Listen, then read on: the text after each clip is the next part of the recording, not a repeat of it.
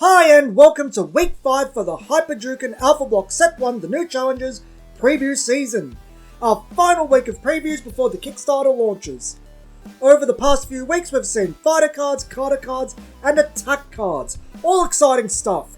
For this final week we're going to look at each fighter's second Carter, but we're also going to be covering some new territory, block and tactic cards. Today has a lot of explaining to do, so get ready for a bit of a longer preview. Let's get started with Lucy's Key Flow Form 2. I mentioned in Lucy's second video that Lucy has a couple of cards that gain her additional key, one of which could be shuffled back into her arsenal. Here's the thing, you already saw that card. It was Energetic Kick. Key Flow Form 2 can shuffle it back into your arsenal, with the same condition as Key Flow Form 1. When you gain key due to an effect, Key Flow Form 2 allows you to target up to 2 attack cards in your exhaust and shuffle them into your arsenal. Typically, it'll be a level 2 attack or burst power strike and energetic kick. Something hard hitting and a way to gain additional key. Although, if you have enough key to keep the momentum going and want those level 2 attacks to close out the game, just going for 2 level 2 attacks isn't the worst option. Being able to recur some big, impactful attacks. Burst Takedown in particular. Your opponent can't keep paying 2 key. Eventually, they'll take a 6 to 8 power speed. Key Flow Form 2 isn't a card for an attrition game.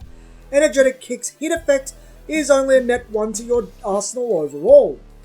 But what it does give you is the ability to use your most favoured attacks multiple times, and if Energetic Kick keeps hitting, indefinitely. If your game plan centers around some really specific attacks, or you need them to break through your opponent's defensive maneuvers, Key Flow Form 2 really helps with that.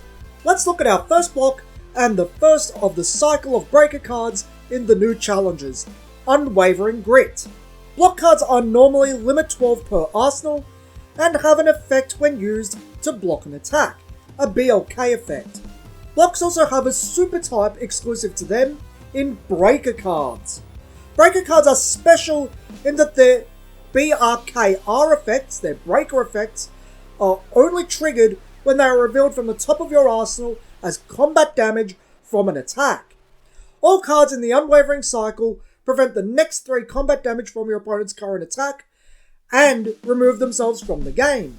In addition to this, they all have an effect like Unwavering Grit here, which raises your hyper too. The new challenges only includes 1 playset of breakers per arsenal, but this is akin to having an additional 12 cards in your arsenal if they all manage to prevent 3 combat damage each. If you decide to make your own decks, it's an additional 24, and over the course of the first block, if you make your own decks, you can have your full block lineup be all breaker cards, an additional 36 cards for a theoretical 76 card arsenal. However, in doing that, you lose blocks that do something when you block with them, some of which might have more benefits than breaker cards. It's not like breaker cards can always save you either. As for Unwavering Grit in particular, it's a good comeback card, like all of the Unwavering cycle. No additional hoops to jump through for its effect, the 2 hyper happens regardless, and since Lucy can't get it back into her arsenal yet, 2 hyper can either just draw Lucy a card or put her into hyper form, getting her back on her feet and ready to kick butt. So let's move to the final card of today, our first tactic card, first buff and first card with signature. But a little bit about tactics first. Tactics are used to change the course of the fight and have either a setup effect used during your prepare phase after you draw, an attack effect used in place of an attack, or a trigger effect used when their condition is met. In addition to using them from your hand, tactics can also be set face down during your prepare phase. When you wish to use them from set, you must discard 1 card from your hand. The conditions of their use must be the same. Set up during prepare phase, act as an action, and trigger when the condition is met. Let's move over to how signature works. Signature is both a golden rule and an attribute keyword. Golden rules affect corner and arsenal construction. Cards with signature can only be packed by the character named in the signature keyword. In the case of the most excitable girl, Lucy, it has signature Lucy in the reminder text can only be packed by Lucy. The final first for the most excitable girl is that it's our first card with 2 activation conditions. It can be used either as a setup effect during your prepare phase or as an act effect during combat. With all of that out of the way, as a tactic, the most excitable girl raises Lucy's hyper 2. If you have a copy and play as a buff, draws a card. Then it has status effect. As a buff, the most excitable girl really is the cornerstone of what makes Lucy so fast. It reduces her hyper meter to 6.